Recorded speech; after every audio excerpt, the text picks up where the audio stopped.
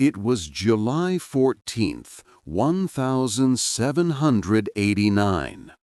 In the big city of Paris, France, many people were angry. They were hungry and did not like their king. On this day, they ran to a large old prison called the Bastille. This building was a symbol of the king's power. The people wanted guns and gunpowder from inside the prison.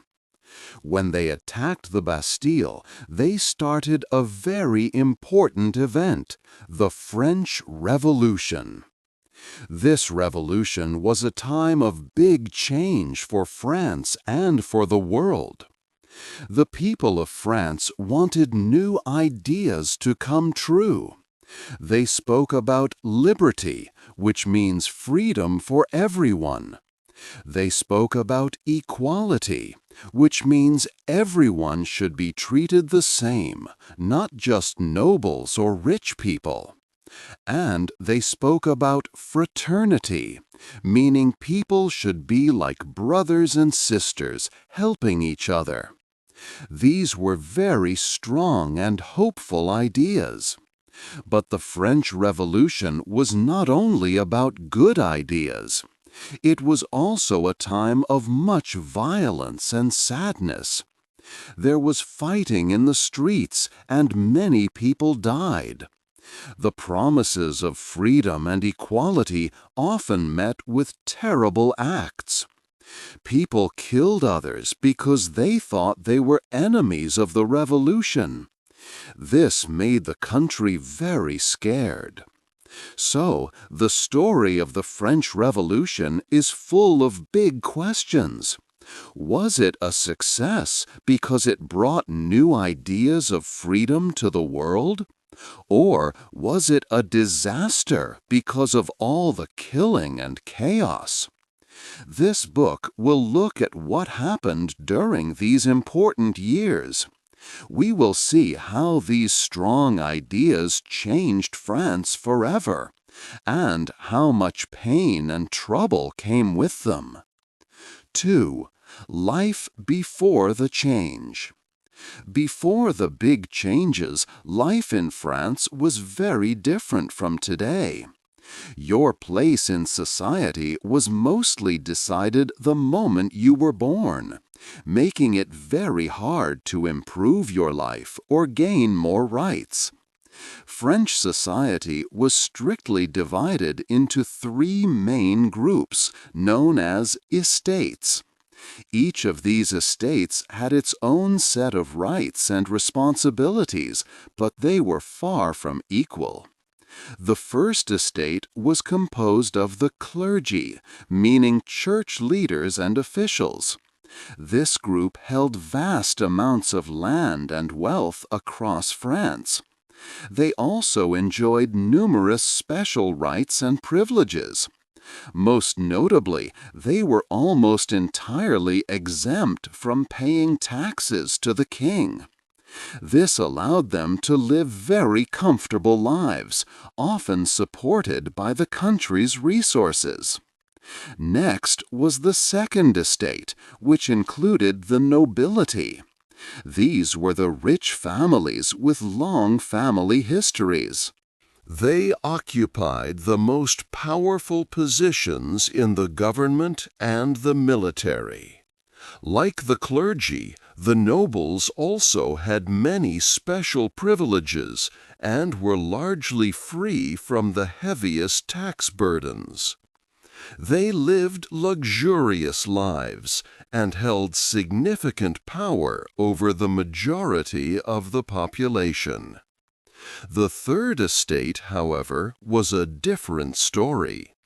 This group included almost everyone else in France, making up about 98% of the total population. It was a diverse group, ranging from poor farmers who worked the land to city workers and even wealthy merchants, doctors, and lawyers. Despite being the overwhelming majority, the people of the Third Estate had very few rights. Compared to the other two groups, their most significant burden was that they were responsible for paying almost all of the country's taxes. They carried the financial weight of the entire nation, funding the lavish lifestyles of the king, the clergy, and the nobility.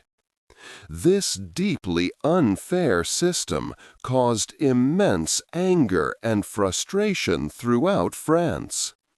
The common people, especially the farmers and city workers, often faced severe poverty and hunger. They saw the First and Second Estates living in comfort and luxury while contributing almost nothing to the state. Even the rich merchants and educated professionals within the Third Estate felt shut out. They had wealth and intelligence, but they had no real voice in how France was governed. They were denied important positions simply because of their birth. New ideas, emphasizing freedom and equality for all people, began to circulate. People started to question why birth should determine a person's entire destiny. This growing sense of injustice made the frustration of the Third Estate boil over, creating deep tension across the country. 3. A country in trouble. France faced serious problems. After many years of an unfair social system, the country was in deep trouble. Most people, the Third Estate, were very unhappy. Nobles and clergy had a good life, but common French citizens struggled greatly. Prices for goods, especially food, had gone up a lot. However, people's wages did not increase at the same rate. This made it very hard for families to buy what they needed every day. They felt that the system was broken and unjust. The biggest and most urgent problem was food. France had two very bad harvests in the years 1788 and 1789. This meant there was not enough grain to make bread. For most families, especially the poor, bread was the main thing they ate. With so little grain, the price of bread rose extremely high. For a poor family, buying bread could use up to 80% of their money. Many people did not have enough to eat and began to starve. There was great anger in the cities and the countryside. People blamed the government and the wealthy for their suffering. Meanwhile, the French government had almost no money. King Louis XVI and his government had spent huge amounts on expensive wars. They fought in the 7 Years' War and later helped America fight for its independence. These wars were very costly and left France with a massive national debt. The royal court also spent a lot of money on luxurious living at Versailles, which did not help the government's finances. The king knew the country was in deep financial trouble. To find money, King Louis XVI tried to solve the problem by asking the richest people in France, the nobles and the church leaders, to pay more taxes.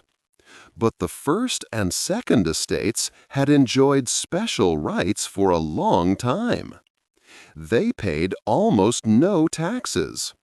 They did not want to lose their easy life or their money.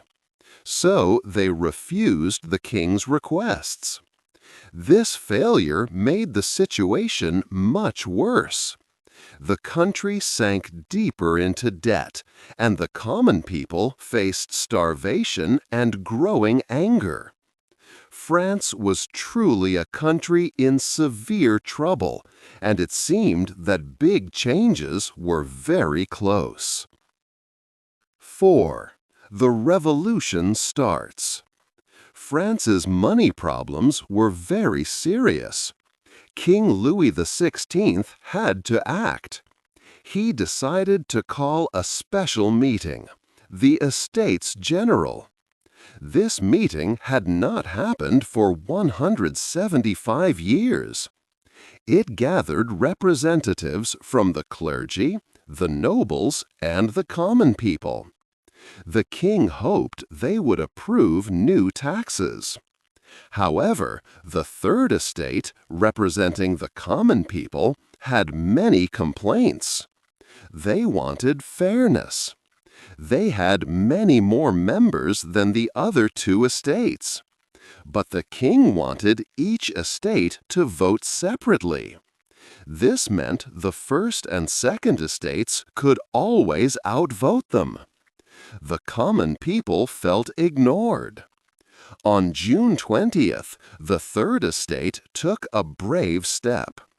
They met and said they were the National Assembly, representing the entire nation. A few days later, they found their usual meeting hall locked. So they moved to a nearby indoor tennis court. There, they made a famous promise, the tennis court oath.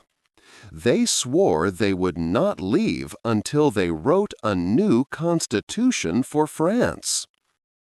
This was a direct challenge to the king. In Paris, tension grew. People worried about food. They also feared the king would use his army. On July 11th, the king dismissed a popular minister, Jacques Necker. Parisians saw this as a sign that the king wanted to stop reform. Citizens started to gather weapons for protection. Just 3 days later, on July 14th, a large crowd marched to the Bastille prison. This old fortress was a symbol of the king's strict power. The people wanted gunpowder for their weapons, not to free prisoners. The crowd attacked the prison. They fought bravely, and the Bastille fell. The prison's governor was killed. This event showed ordinary people could fight the king. The storming of the Bastille was a key moment, marking the true start of the French Revolution. 5. New rules for France.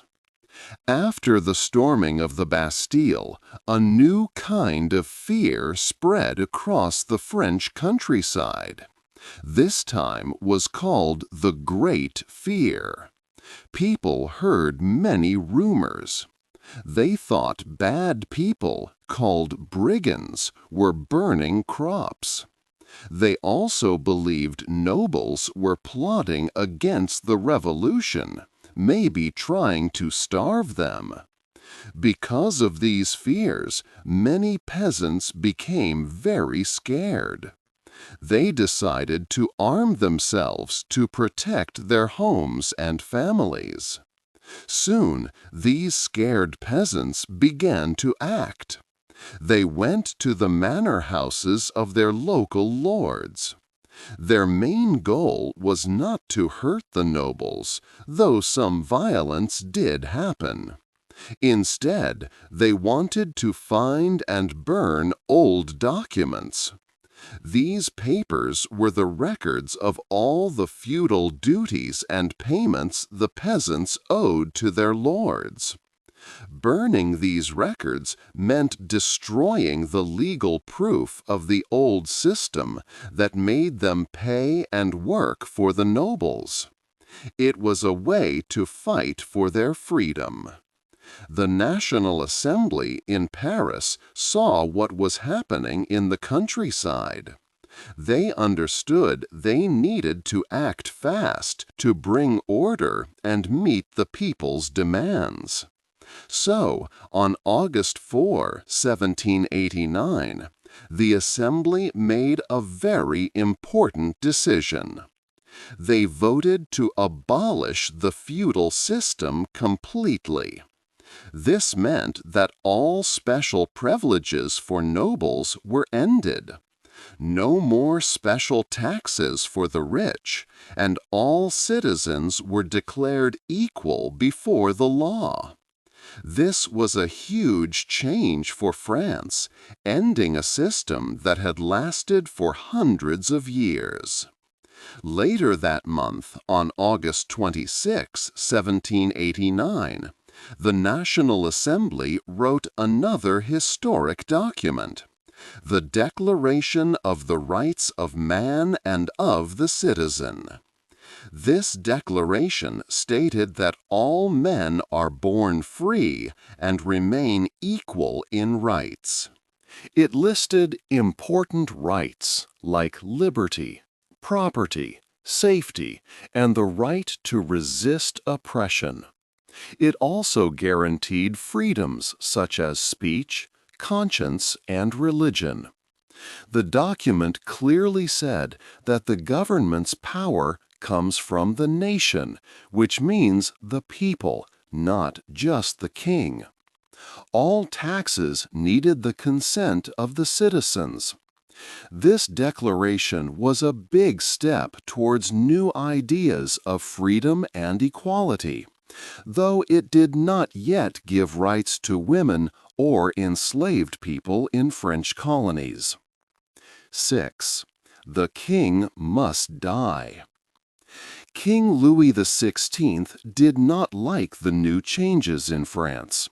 He felt his power was much less. He worried about his safety and his family's future. In June 1791, the king and his family tried to secretly run away from France. They hoped to get help from other countries, perhaps from foreign armies. But their escape failed. They were caught in Varennes and brought back to Paris under guard. This event made the people very angry. They felt the king could no longer be trusted. Their belief in the monarchy was broken forever. Many ordinary people in Paris, already facing hard times, became even more radical. They wanted France to be truly free from a king. In September 1792, the new government leaders made a big decision. They ended the monarchy in France. France was no longer a kingdom. It became a republic, a country ruled by elected leaders, not a king or queen. Soon after, King Louis XVI faced a public trial. He was accused of treason, meaning he had acted against his own country. The trial was long and very serious. In January 1793, the king was found guilty. On January 21, 1793, King Louis XVI was put to death. He was led to a public square in Paris. There, he was killed by the guillotine. This new machine was designed for quick executions. The killing of a king, a person believed chosen by God, deeply shocked all of Europe. This shocking event changed how other countries saw France. Their own rulers feared their people might do the same. Many European monarchies united and prepared to fight against the new French Republic. This was a very violent and important step in the French Revolution. 7. The Time of Terror. After King Louis XVI's death, France still faced many problems. The revolution became more extreme. A group called the Jacobins gained great power. Their leader was Maximilien Robespierre, a man with strong beliefs for the revolution. To keep the new French Republic safe, a special group was created. It was named the Committee of Public Safety. This committee held much power.